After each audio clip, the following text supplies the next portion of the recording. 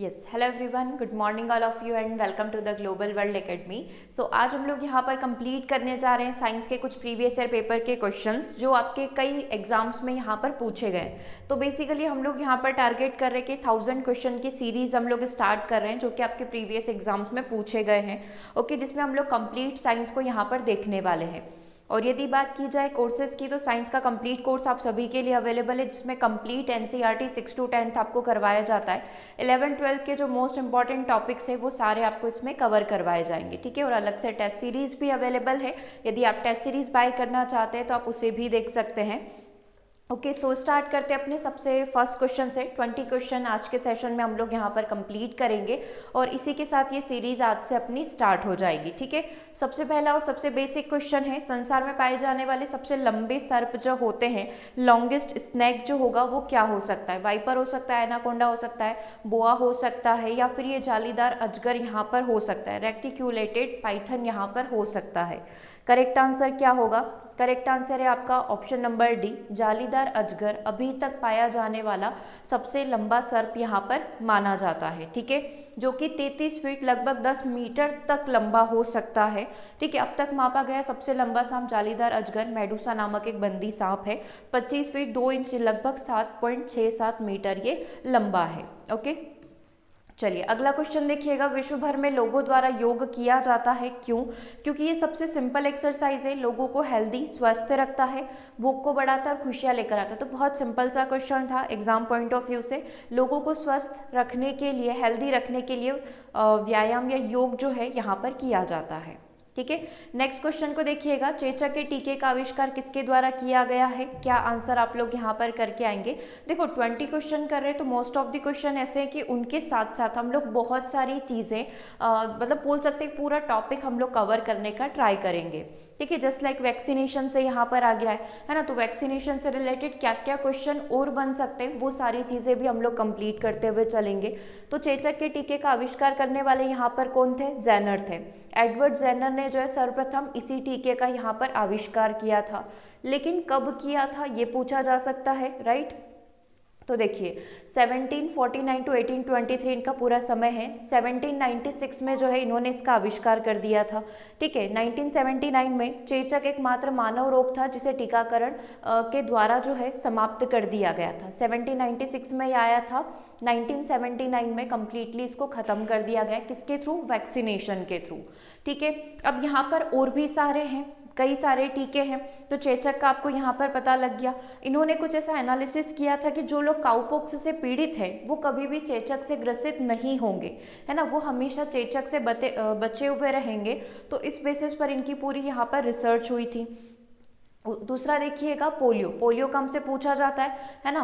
John Salk जो है इनके द्वारा जो है पोलियो वैक्सीन की यहाँ पर खोज की गई थी। घोषणा 1955 में यहाँ पर करी गई थी। तीसरा टीबी क्षय रोग हो गया। अल्बर्ट कैलमेट ने 1921 में क्षय रोग के लिए पहला टीका यहाँ पर खोजा था। अब जो जो नाम इम्पॉर्टेंट है उसका अपन देख लेते हैं। एक तो आपको चेचक का याद करना ही है क्योंकि फर्स्ट है। पोलियो का आपको याद रखना है, ठीक है। क्षय रोग की बात करें तो इसका नाम इतना पूछा नहीं गया है, बट फिर भी आप सन ध्यान रख सकते हैं कि 1921 में इसका रिसर्च हुआ था।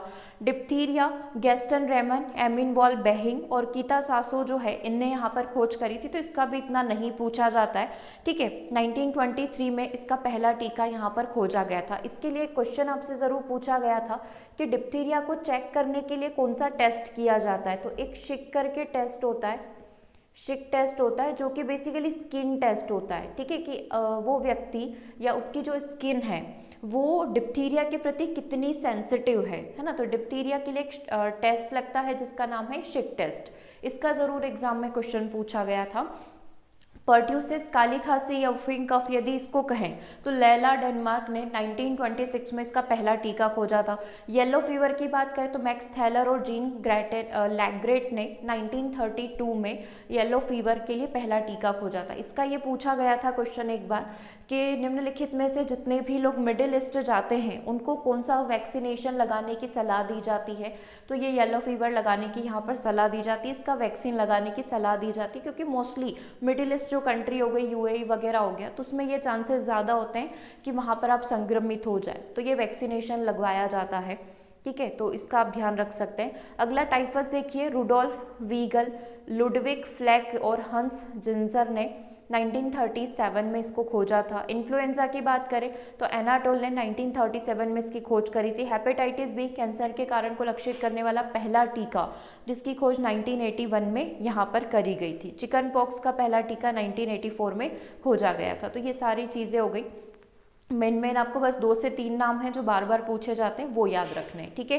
अगला क्वेश्चन देखिएगा, किसका उपयोग एज अ प्रिजर्वेटिव की तरह किया जाता है? Copper sulphate, sodium benzoate, ammonium sulphate और सोडियम क्लोराइड। अब देखो, अगर अपन एज अ आर्टिफिशियल प्रिजर्वेटिव देखें तो इसमें किसका प्रयोग किया जाता है? सोडियम बेंजोएट का। तो करेक्ट आंसर क्या हो जाएगा आपका? ऑप्शन नंबर बी हो जाएगा। लेकिन जो हमारा NaCl सोडियम क्लोराइड है, नमक जो है, इसका भी प्रयोग हम लोग जो है फूड प्रिजर्वेटिव में खाद्य परिरक्षक के रूप में करते हैं। तो ऐसे दोनों ही आंसर यहाँ पर करेक्ट होंगे, लेकिन बी को ज़्यादा करेक्ट माना जाएगा, ठीक है। अब कुछ परिरक्षक, क्योंकि ये तो सिर्फ एक नाम है, ऐसे कई सारे प्रिजर्वेटिव्स हैं जिनका प्रयोग यहाँ पर किया जाता है, जिसमें आप सोडियम बेंजोएट ले सकते हैं, एक सफ़ेद क्रिस्टली पदार्थ जो पानी में घुलने पर अम्लीय हो जाता है, सूक्ष्म जीवों की वृद्धि को रोकता है, ठीक है। ये अगला देखिएगा, साइट्रिक एसिड या सिट्रिक एसिड आपने नाम सुना होगा, एक प्राकृतिक परिरक्षक जो सूक्ष्मजीवों की वृद्धि को रोकने के लिए खाद्य सतह पर एक सुरक्षात्मक कोटिंग बना देता है। बेंजोइक एसिड, इसका उपयोग प्राय अम्लीय खाद्य पदार्थों में प्रिजर्वेटिव की तरह किया जाता है। नाइट्राइट और नाइट्रेट हो गए, है ना। अब ये क्या होंगे? क्लोस्ट्रीडियम बोटुलिनस नामक जीवाणु के विकास को रोकने के लिए इसका प्रयोग यहाँ पर किया जाता है। बोटुलिज्म एक बीमारी होती है जो किसके कारण होती है? एक बैक्टीरिया है क्लोस्ट्रीडियम, इसके कारण होती है, क्लोस्ट्रीडियम बोटुलिनम, ठीक है। तो उसको रोकने के लिए भी हम लोग यहाँ पर नाइट्राइट और नाइट्रेट्स का प्रयोग करते हैं, ठीक है, जो भोजन को संदूषित प्रदूषित यहाँ पर कर देते हैं। अगला देखिएगा, प्रोपेनोइक एसिड, पके हुए माल और डेयरी उत्पादों में परिरक्षक के रूप में प्रोपेनोइक एसिड का यहाँ पर प्रयोग किया जाता है, ठीक है। उसके बाद आप देखिए, नमक ऑस्मोसिस के माध्यम से कोशिकाओं से पानी को खींच लेता है, नमी को दूर रखता है, तो लंबे समय तक अपना भोजन सुरक्षित रहेगा। सोडियम नाइट्राइट हो गई, संसाधित मांस से जुड़े हुए विशिष्ट रंग और स्वाद के लिए ये रिस्पॉन्सिबल होता है, तो वहाँ पर आप सोडियम नाइट्राइट का प्रयोग कर सकते हैं। सल्फर डाइऑक्साइड हो गया, सूक्ष्म जीवों के कारण होने वाली खराबी को रोकता है और खाद्य उत्पादों की शेल्फ लाइफ को ये इंक्रीज करता है, ठीक है। तो ये अपन ने कुछ यहाँ पर जो फूड प्रिजर्वेटिव्स है उनके बारे में देख लिया है। अगला देखिएगा, यीस्ट का उपयोग किस उत्पादन में किया जाता है? तो अल्कोहल के उत्पादन के लिए यीस्ट का प्रयोग किया जाता है, ठीक है। मादक पेय खमीर का उपयोग किण्वन नामक प्रक्रिया के माध्यम से शराब और बियर जैसे मादक पेय पदार्थों का उत्पादन करने के लिए किया जाता है, इन एब्सेंस ऑफ एयर, ठीक है। अगला देखिएगा, माइटोकॉन्ड्रिया यदि एटीपी से कनेक्टेड है तो राइबोसोम किससे कनेक्टेड होगा? ठीक है, माइटोकॉन्ड्रिया एटीपी के रूप में ऊर्जा को स्टोर करता है, तो राइबोसोम किसका करता है? तो राइबोसोम यहाँ पर प्रोटीन का संश्लेषण करता है, प्रोटीन को सिंथेसाइज करता है। सी आंसर अपना करेक्ट हो जाएगा, ठीक है। डिटेल आप देख सकते हैं। माइटोकॉन्ड्रिया कोशिका की ऊर्जा मुद्रा एटीपी यानी एडिनोसिन ट्राइफॉस्फेट के उत्पादन के लिए जिम्मेदार अंग है, जबकि राइबोसोम प्रोटीन संश्लेषण के लिए जिम्मेदार अंग यहाँ पर माना जाता है। माइटोकॉन्ड्रिया कोशिका श्वसन के माध्यम से एटीपी के रूप में ऊर्जा को स्टोर करता, उत्पन्न करता है, और राइबोसोम एमआरएनए को अमीनो एसिड श्रृंखला में परिवर्तित करके प्रोटीन का संश्लेषण करता है, ठीक है। अगला क्वेश्चन नंबर 7 देखिएगा, यदि एक सरल लोलक की आवृत्ति 2 हर्ट्ज है तो 16 सेकंड में कितने दोलन पूरे करेगी? अब आप चाहे तो इसको फॉर्मूला से भी कर सकते हैं और आप चाहे तो अपने बेसिक कंसेप्ट जो हैं उससे भी यहाँ पर कंप्लीट कर सकते हैं। ये एनसीईआरटी क्लास 10th में आपको जो पूरा ध्वनि वाला चैप्टर होता है तो उसमें अपन ये सारी चीज़ें कंप्लीट करते हैं, तो वहाँ पर भी आपको ये पूरा चैप्टर मिल जाएगा एनसीईआरटी के अंदर। देखो, इन जनरल लैंग्वेज में आपको समझना है तो अपन 2 हर्ट्ज को ऐसा कह सकते हैं कि ये 1 सेकेंड में कितने कर रहा होगा? 2 हर्ट्ज मतलब 1 सेकेंड में इसके 2 दोलन, 2 ऑसिलेशन कंप्लीट हो रहे होंगे, ठीक है। तो यहाँ पर 16 सेकेंड का पूछा है, तो इसमें आप क्या करिए, दोनों में 2 का मल्टीप्लाई कर दीजिए, तो कितने हो जाएंगे? 32 दोलन यहाँ पर कंप्लीट हो जाएंगे। ये अपना बिल्कुल basic concept without pen paper करने वाला, और फॉर्मूला के थ्रू जाना है तो आप जा सकते हैं। फ्रीक्वेंसी 2 हर्ट्ज दे रखी है, समय 16 सेकेंड दे रखा है, 1 सेकेंड में पेंडुलम प्रति जो है 2 दोलन को पूरा करता है। इसको देखने से समझ में आ गया। तो दोलन का फॉर्मूला होता है आवृत्ति इंटू समय। जो यहाँ पर दोलन है आप उसका कैसे निकाल सकते हैं? जो भी आवृत्ति अपन को दे रखी हो और जो भी समय हमारे पास हो f इंटू टी करके। आवृत्ति 2 हर्ट्ज दे रखी है, समय दे रखा है 16, तो यहाँ से नंबर ऑफ ऑसिलेशंस निकल कर आ जाएंगे, दैट इज 32। ओके, चलिए नेक्स्ट क्वेश्चन के पास चलते हैं। निम्नलिखित में से कौन सी धातु वायु में रखने पर जल उठती है? मतलब आप उसको धातु को वायु में खुला नहीं छोड़ सकते। सोडियम, मैग्नीशियम, जिंक और एल्यूमिनियम। इसमें से सोडियम को जो है आपको पता होगा कैरोसिन में रखा जाता है, ठीक है। उसको आप हवा में खुला नहीं छोड़ सकते, आप इसको पानी में भी नहीं रख सकते, ठीक है, क्योंकि ये दोनों के साथ क्रिया कर लेती है। हाईली रिएक्टिव मेटल में इसको कंसीडर किया जाता है, ठीक है। तो ऑप्शन नंबर 1 अपना करेक्ट हो जाएगा, है ना। अब इन जनरल भी मैं देखूं तो कोई भी धातु हो गई, सोडियम, मैग्नीशियम हो गया, पोटेशियम हो गया, कैल्शियम हो गया, तो ये वायु के साथ प्रतिक्रिया करके अपने ऑक्साइड्स बनाती है। इन जनरल तो वही होता है, जब धातुएं वायु के साथ प्रतिक्रिया करती है तो अपने ऑक्साइड्स बनाती है। हालांकि इसमें कुछ अपवाद है, लेकिन मेन इनका प्रोसेस यही है। जब भी धातु ऑक्सीजन के साथ क्रिया करेगी तो धातु के ऑक्साइड बन जाएंगे। जैसे मैग्नीशियम ऑक्सीजन के साथ क्रिया करके मैग्नीशियम ऑक्साइड्स बनाता है, ठीक है। तो यहाँ कुछ धातुओं के उदाहरण दिए गए। सोडियम कमरे के तापमान पर हवा में मौजूद ऑक्सीजन के साथ प्रतिक्रिया करके सोडियम ऑक्साइड्स बना लेगी। सोडियम को ऑक्सीजन, नमी और कार्बन डाइऑक्साइड के साथ प्रतिक्रिया करने से रोकने के लिए कैरोसिन के अंदर स्टोर करके रखा जाता है। अगर मैं लोहे की बात करूँ तो लोहा भी कई समय तक हवा, नमी से प्रतिक्रिया करके जो है लोहा ऑक्साइड बना लेता है, जिसको हम लोग रस्ट जंग यहाँ पर कहते हैं, ठीक है। बात की जाए मैग्नीशियम की तो हवा में ऑक्सीजन के साथ प्रतिक्रिया करके सफ़ेद प्रकाश के साथ जलकर मैग्नीशियम ऑक्सीजन के साथ मिलकर मैग्नीशियम ऑक्साइड यहाँ पर बना देती है। फिर यही मैग्नीशियम ऑक्साइड वापस से पानी के साथ प्रतिक्रिया करके मैग्नीशियम हाइड्रोक्साइड यहाँ पर बना देता है, ठीक है, जो कि प्रकृति में क्षारीय होता है। पोटेशियम हवा और पानी के साथ जोरदार प्रतिक्रिया करता है। यह प्रतिक्रिया अत्यधिक उष्माक्षेपी होती है, ठीक है, और उपोत्पाद के रूप में हाइड्रोजन गैस यहाँ पर आग पकड़ लेती है। मतलब आप देखिए कि ये जो हमारा पोटेशियम है, ठीक है, हवा और पानी के साथ क्या करता है, बहुत हाईली रिएक्ट करता है, ठीक है, और पोटेशियम हाइड्रोक्साइड यहाँ पर बना देता है, ठीक है। और साथ ही क्या होता है, इसमें हाइड्रोजन गैस भी रिलीज होती है, जो कि पॉप ध्वनि के साथ यहाँ पर जलना स्टार्ट कर देती है ना। हाइड्रोजन जब भी जलती है तो पॉप साउंड यहाँ पर प्रोड्यूस होता है। तो पोटेशियम हवा और पानी दोनों के साथ जोरदार प्रतिक्रिया करता है, बहुत ही अधिक मात्रा में ऊष्मा यहाँ पर निकलती है, ठीक है, और उपोत्पाद के रूप में हाइड्रोजन गैस यहाँ पर रिलीज हो जाएगी। अब कुछ धातुएं जैसे सोना, प्लेटिनम हो गया, ये हवा के साथ प्रतिक्रिया नहीं करते हैं। ओके, चलिए 8 क्वेश्चन आपके क्लियर हो गए, बिल्कुल बेसिक क्वेश्चन थे, बहुत ज़्यादा टफ नहीं थे।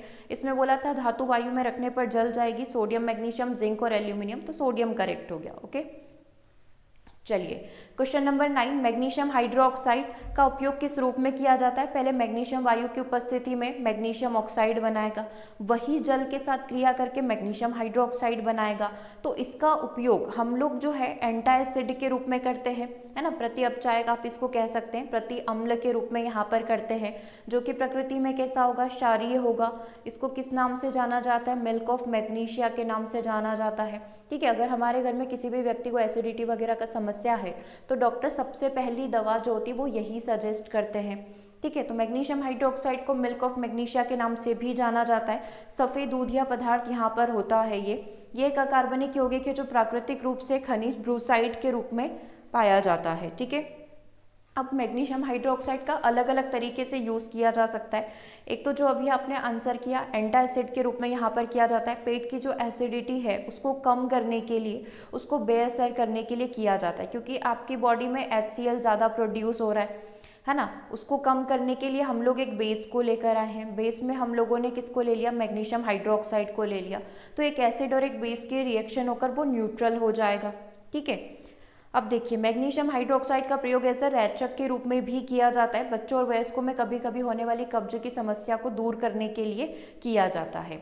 अग्निरोधी मतलब आग को बुझाने के लिए भी हम लोग यहाँ पर इसका प्रयोग कर सकते हैं। डिओड्रेंट के रूप में भी यहाँ पर हम लोग जो है इसका प्रयोग कर सकते हैं, ठीक है, जो बॉडी डिओड्रेंट्स यहाँ पर पाए जाते हैं।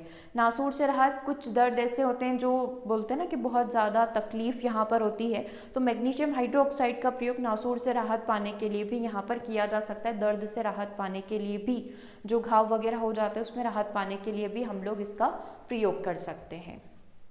चलिए नेक्स्ट क्वेश्चन देखिएगा, निम्नलिखित में से कौन सी गैस पॉप की ध्वनि के साथ यहाँ पर जलती है? तो अभी जस्ट आपने देखा ही था कि हाइड्रोजन गैस जब भी जलती है तो पॉप साउंड यहाँ पर प्रोड्यूस होता है। ओके, चलिए नेक्स्ट क्वेश्चन देखिएगा, निम्नलिखित में से कौन सा असंपर्क बल का उदाहरण है, नॉन कॉन्टेक्टेबल फोर्स यहाँ पर हो सकता है। देखो एक तो ग्रेविटी नॉन कॉन्टेक्टेबल हो गई, ये हमारा कॉन्टेक्टेबल होता है, चुंबकीय बल भी अपना नॉन कॉन्टेक्टेबल हो जाएगा। तो ए और सी अपना आंसर करेक्ट है, हालांकि वो ऑप्शन में नहीं है। तो एक तो पहला वाला करेक्ट है और तीसरा वाला करेक्ट है, ठीक है। तो इसका 1 नंबर सभी को मिला है, ए और सी अपना करेक्ट हो जाएगा। ओके, बाकी अपना पेशी बल मस्कुलर फोर्स हो गया, फ्रिक्शनल फोर्स हो गया, ये सब कॉन्टेक्टेबल है। अब नॉन कॉन्टेक्टेबल कॉन्टेक्टेबल की क्या डेफिनेशन होती है। कॉन्टेक्टेबल में आप ये देख सकते हो कि जो टच करने पर, जैसे घर्षण हो गया, तो दो सतह के संपर्क में जब दोनों एक दूसरे से जुड़ी हुई रहेगी तभी वो बल काम करेगा। नॉन कॉन्टेक्टेबल में आप ग्रेविटी को देख नहीं सकते, आप मैग्नेटिक फोर्स को देख नहीं सकते, आप इलेक्ट्रोस्टैटिक फोर्स को देख नहीं सकते, तो ये सब नॉन कॉन्टेक्टेबल होंगे, ठीक है।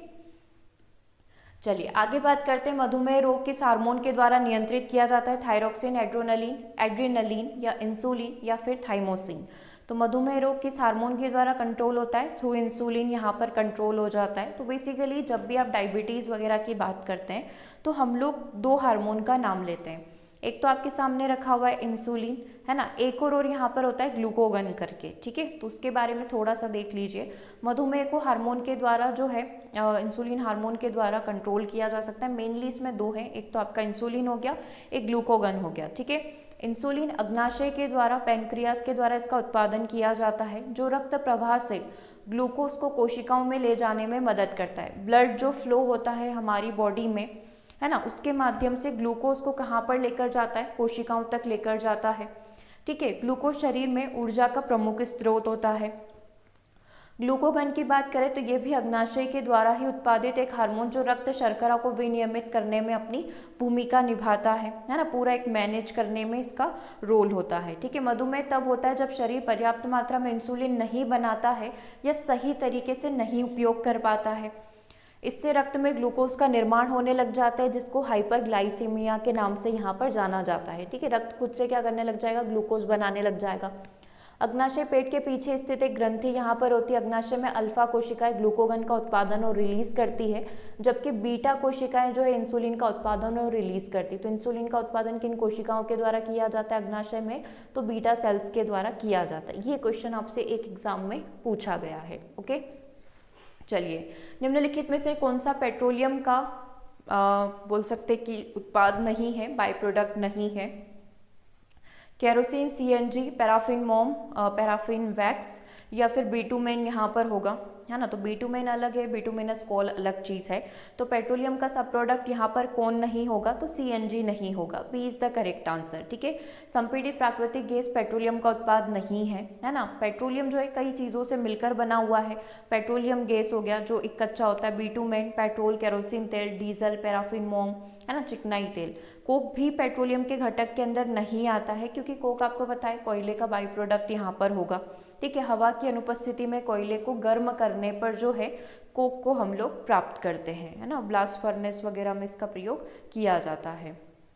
अगला देखिएगा, जो रेड डेटा बुक होती है वो किसका स्टोर करके रखती है, तो जितनी भी संकटपन्न प्रजातियां हैं, जितनी भी एंडेंजर्ड स्पीशीज़ है, जो खतरे के निशान पर है, जिनका ख़त्म होने का खतरा है, वो सब की सब रेड डेटा बुक के अंदर आ जाएगी, ओके। नेक्स्ट क्वेश्चन देखिएगा, why are the soles of the shoes treaded. जूते के सोल जो होते हैं वो असमतल क्यों बनाए जाते हैं, ताकि आप ज़मीन पर, ताकि आप फर्श पर आसानी से चल सकें। दैट मीन्स आपके और फर्श के बीच में जो फ्रिक्शन है उसको इंक्रीज़ करने के लिए, तो हम लोग बोल सकते हैं टू इंक्रीज द फ्रिक्शन, जड़त्व को बढ़ाने के लिए इसका प्रयोग किया जाता है, ओके। चलिए नेक्स्ट क्वेश्चन नंबर 16 के पास चलते हैं। सारिका ने आसुत जल एक बोतल में लिया और पता लगाने की कोशिश करी कि क्या वह विद्युत का सुचालक है या नहीं, उसे क्या प्राप्त होने की संभावना है, ठीक है। आसुत जल, आपको पता है कि आसुत जल जो है बिजली का कुचालक होता है, तो डेफिनेटली अगर वो उसमें प्रवाह करना चाहेगी तो वो नहीं कर पाएगी, ठीक है। तो हम लोग ये कह सकते हैं कि विद्युत का क्या होगा, कमज़ोर चालक होगा। It's a poor conductor of electricity हम लोग यहाँ पर कह सकते हैं, है ना। क्या होगा, कमज़ोर चालक है, तो वो प्रवाह यहाँ पर नहीं कर पाएगी आसुत जल में, ठीक है, डिस्टिल्ड वाटर में। तो विद्युत का कमज़ोर चालक इसको हम लोग यहाँ पर कह सकते हैं, ओके। नेक्स्ट क्वेश्चन नंबर 17 को देखिएगा, निम्नलिखित में से कौन सा कथन यहाँ पर सत्य नहीं है। किसी विद्युत परिपथ में सुरक्षित प्रवाह होने के लिए विद्युत धारा की न्यूनतम सीमा होगी, किसी विद्युत परिपथ में सुरक्षित प्रवाह होने के लिए विद्युत धारा की मैक्सिमम लिमिट होती है। सभी भवनों में विद्युत परिपथ में फ्यूज लगाए जाते हैं। यदि परिपथ में उपयुक्त फ्यूज लगाया जाए तो सुरक्षित सीमा से अधिक विद्युत धारा होने पर ये उड़ जाती है। हमको क्या बताना है, हमको रॉन्ग स्टेटमेंट्स बताने हैं। तो देखो अब ये दोनों एक दूसरे के वाइस वर्सा है, दोनों एक दूसरे के अपोजिट है, क्योंकि एक जगह इसने मिनिमम बोला है, एक जगह मैक्सिमम बोला है। तो प्रोबेबिलिटी तो यही हो रही है कि इन दोनों में से एक अपना आंसर हो जाएगा। बाकी के दो ऑप्शंस भी देख लीजिए। हमारे सभी के घर में फ्यूज लगे हुए हैं, है ना, ताकि जो वोल्टेज फ्लक्चुएशन होता है, तेज ज़्यादा करंट आ जाए तो उससे बचा जा सके। ठीक है, अपने घर के डिवाइसेस इंस्ट्रूमेंट्स को बचाया जा सके। उपर्युक्त फ्यूज लगाया जाएगा तो सुरक्षित सीमा से अधिक विद्युत धारा होने पर ये उड़ जाएगा। तो ये दोनों तो बिल्कुल वैलिड है। ठीक है, तीसरा वाला भी देखिए, ये जो ऑप्शन नंबर 2 है ये भी वैलिड है कि एक मैक्सिमम लिमिट होती है कि आप इससे ज़्यादा जो है यूज़ नहीं कर सकते इलेक्ट्रिसिटी का। लेकिन मिनिमम लिमिट वाला गलत हो जाएगा कि ऐसे कोई मिनिमम लिमिट नहीं है, आप जितना चाहें उतना यूज़ कर सकते हैं, लेकिन एक लिमिट तक। तो मैक्सिमम लिमिट है, मिनिमम लिमिट जैसा कुछ नहीं होता है। ठीक है, बाकी अपना फ्यूज़ से रिलेटेड था तो फ्यूज़ वाली चीज़ अपनी हो गई। एक इसमें एमसीबी का फुल फॉर्म भी आपसे एग्जाम में पूछा गया था। What is the full form of MCB? That is miniature circuit breaker. ठीक है, इसका उपयोग भी हम लोग अपने घरों में विद्युत उपकरणों को अत्यधिक करंट से बचाने के लिए करते हैं। जब तेज करंट एकदम से आ जाता है या वोल्टेज फ्लक्चुएशन होता है तो अपन बोलते हैं ना एमसीबी गिर गई है। That means miniature circuit breaker ने क्या कर दिया है, हमारे सर्किट को ब्रेक कर दिया है। ठीक है, चलिए अगला क्वेश्चन देखिएगा। निम्नलिखित में से किस स्थान की चक्रवात से सबसे अधिक प्रभावित होने की संभावना है? पोरबंदर, पुरी, है ना, जो उड़ीसा में स्थित है, मुंबई या फिर गोवा। तो देखो पूर्वी क्षेत्र जो है वो सबसे ज़्यादा यहाँ पर प्रभावित होंगे, तो उड़ीसा का जो पुरी है वो सबसे ज़्यादा यहाँ पर प्रभावित होगा। ठीक है, पुरी या वह स्थान है जहाँ पर चक्रवात से सबसे अधिक प्रभावित होने की संभावना है, क्योंकि यह भारत के पूर्वी तट पर स्थित है, जहाँ पर पश्चिमी तटों की तुलना में चक्रवात साइक्लोन जो है बहुत ज़्यादा आते हैं, है ना, तीव्र गति से भी आते हैं और संख्या भी इनकी बहुत ज़्यादा होती है। चलिए अगला क्वेश्चन देखिएगा। The changes in season on the earth occurs because of. पृथ्वी पर ऋतुएं बदलती है किसके कारण? पृथ्वी का घूर्णन अक्ष इसकी कक्षा के तल के लंबवत है, इसकी कक्षा के तल के सापेक्ष झुका हुआ है, पृथ्वी और सूर्य के बीच की दूरी कांस्टेंट नहीं है, पृथ्वी का घूर्णन अक्ष इसकी कक्षा के तल के समांतर है। देखो एक तो हमको ये समांतर वाली चीज़ पता है कि समांतर तो नहीं है, इन दोनों के बीच के डिस्टेंस भी फिक्स है, तो दो ऑप्शन तो वैसे गलत हो गए। तल के लंबवत है या सापेक्ष झुका हुआ है, तो डेफिनेटली ये थोड़ी सी टिल्ट है ना, तो हम लोग कह सकते हैं कि जो बी आंसर है वो करेक्ट हो जाएगा। और कितने एंगल से, कितने कोण से ये टिल्ट है, तो 23.4 डिग्री से ये अपने एंगल से थोड़ा सा टिल्ट है, जिसकी वजह से ऋतु परिवर्तन होता है ना। और एक और हम लोग कह सकते हैं कि अर्थ जो है यहाँ पर मूव करती है, तो इन दोनों रीजन की वजह से ऋतु परिवर्तन यहाँ पर होते हैं, सीजनल चेंजेस यहाँ पर होते रहते हैं। ठीक है, क्लियर है, तो बी आंसर अपना करेक्ट हो गया।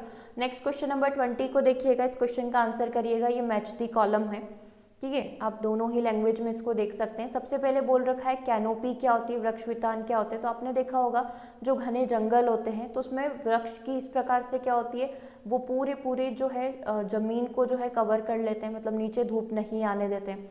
तो इस प्रकार से उनके अपन आप बोल सकते हैं कैप, आप उसको कह सकते हैं, ठीक है, या फिर आप उसको क्राउन कह सकते हैं। तो बेसिकली बड़े बड़े वृक्षों की जो शाखाएं होती है उसको कैनोपी कहा जाता है। ठीक है, अपघटक क्या होते हैं या डिकम्पोजर्स क्या होते हैं ये आपको बताना है। ह्यूमस क्या होता है और शाही क्या होता है, इससे आपको पूरा सिलेक्ट कर लेना है। देखो अपघटक क्या हो जाएंगे, यहाँ पर सूक्ष्म जीव हो जाएंगे। ठीक है, तो करेक्ट आंसर यहाँ से क्या बन जाएगा आपका, माइक्रो ऑर्गेनिज्म हो जाएगा। ह्यूमस पादपोर जंतुओं के मृत उत्तक हो जाएंगे, तो इसका कोड 1 हो जाएगा। शाही एक प्रकार का जंगली जंतु होता है जिस पर मल्टीपल कांटे पाए जाते हैं, जिसको कोई छू नहीं सकता।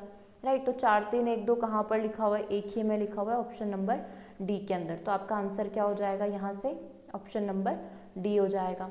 ठीक है, क्लियर है यहाँ तक? ओके, सो ये 20 क्वेश्चन हैं, बचे हुए 10 क्वेश्चन आपके पैडागोजी के यहाँ पर पूछे गए हैं। ओके, तो ये हमने 20 क्वेश्चन कंप्लीट कर लिए हैं। इसी के आगे हम लोग और पेपर के क्वेश्चंस को कंप्लीट करेंगे और इसी के साथ हमारी ये सीरीज़ जो है आगे कंटिन्यू रहेगी। ठीक है, सो सेशन कैसा लगा कमेंट करके ज़रूर से बताइएगा।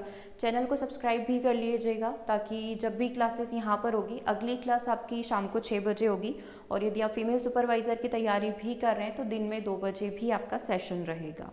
ठीक है, सो मिलते हैं हम लोग अपने नेक्स्ट सेशन में। Thanks for watching.